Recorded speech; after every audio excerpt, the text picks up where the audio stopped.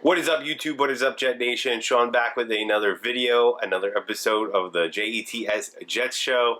Happy to be back. So, I haven't posted in probably like a week, and I kind of wanted to let the, draft and what I thought, my opinion kind of, I guess, take some time to marinate and kind of really dive into some of these guys a little bit more, listen to some of their press conferences, listen to some of the analysts before I kind of came on and made a video to comment on my thoughts about the draft selection. So, first of all, we absolutely killed it.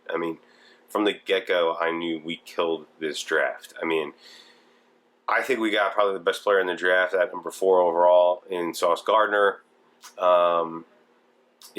I don't expect him to never allow a touchdown in the pros like he did in college, but I do think he's a perfect fit for this defense. I know he played a lot of man in college, but I do think his just physical attributes, his height, his length, his speed is going to be phenomenal in this Robert Saleh defense.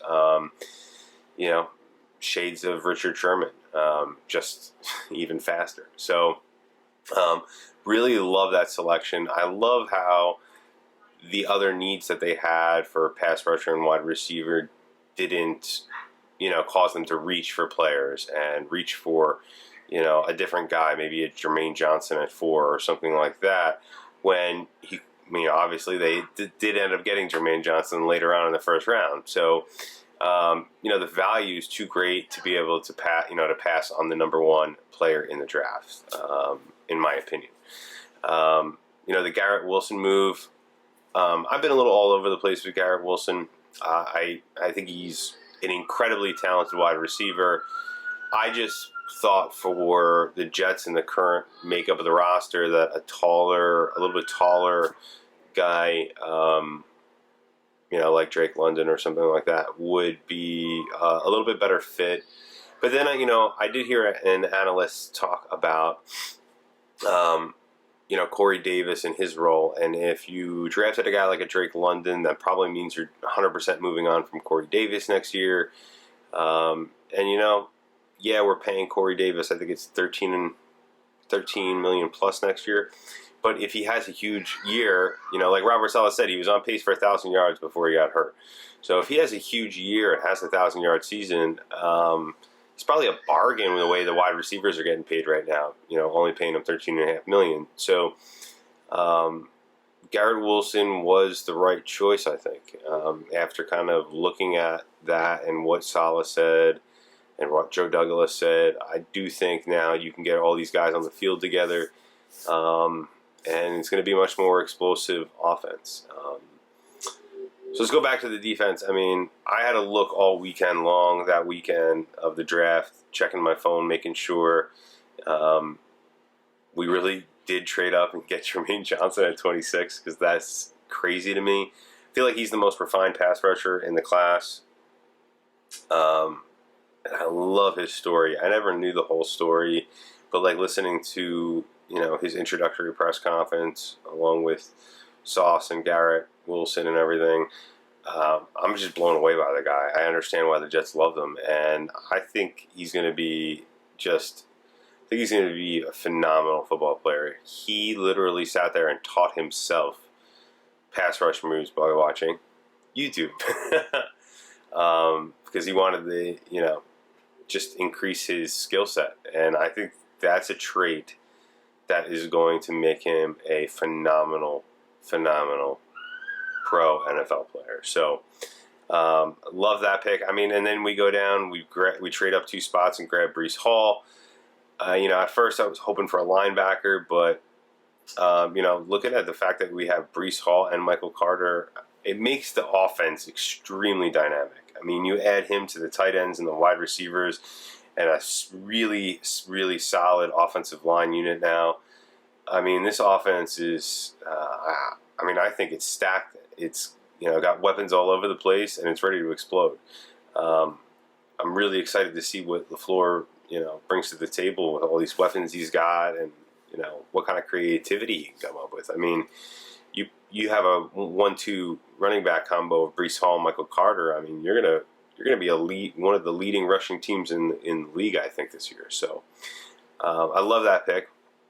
Then moving on to into the third round, we grab Ruckert. I mean, what a better story than drafting Ruckert. I love this guy. Coming from Long Island, local guy, always wanted to be a Jet, huge Jet fan, and now he's. I mean, it's like a dream come true for any player to play for the team they love. You know what I mean? And grew up rooting for. So that's pretty awesome. And I even heard some analysts compare him very highly to George Kittle. Even Saleh said, Kittle was kind of a later round draft, third round.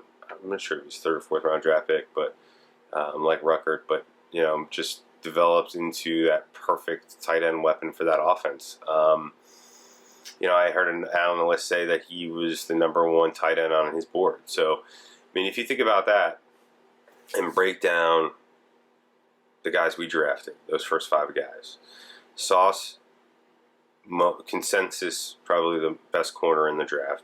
I know a couple of people may have Stingley ahead of him, but I would say the majority have Sauce as the number one corner.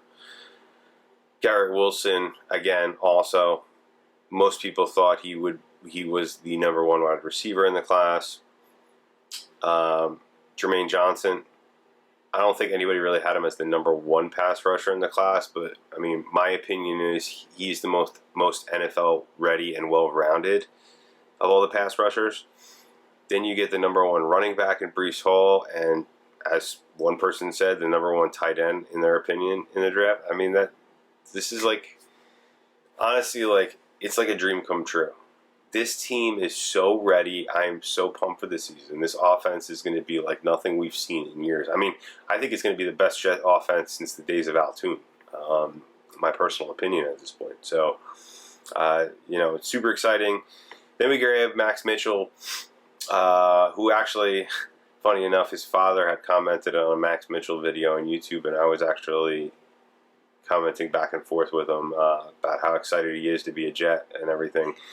I think that's a phenomenal depth signing. He could play all over the offensive line. I mean, that's a guy that could end up becoming extremely valuable for as long as he's a Jet, because he could fill in anywhere on that offensive line, and a lot of teams don't have a player like that. So, and then Michael Clemens, I mean, the guy is just an animal. And I think long-term, you look at him and Jermaine Johnson on opposite sides, opposite edges, long-term with, Quentin Williams in the center long-term. I mean, you're building a really solid, young, talented group of players on this team. Offense and defense. I mean, it doesn't really matter. So, as always, guys, that's kind of my, kind of review of the draft and the picks and what I think. As always, if you like the show, like the content, please subscribe. We have a whole ton of new subscribers. I'm super excited about where the channel is headed. Let me know in the comments what you think. Share, please. I would love to hear from you guys. Love to talk to you guys. So I guess with that, I'll see you in the next one. Peace.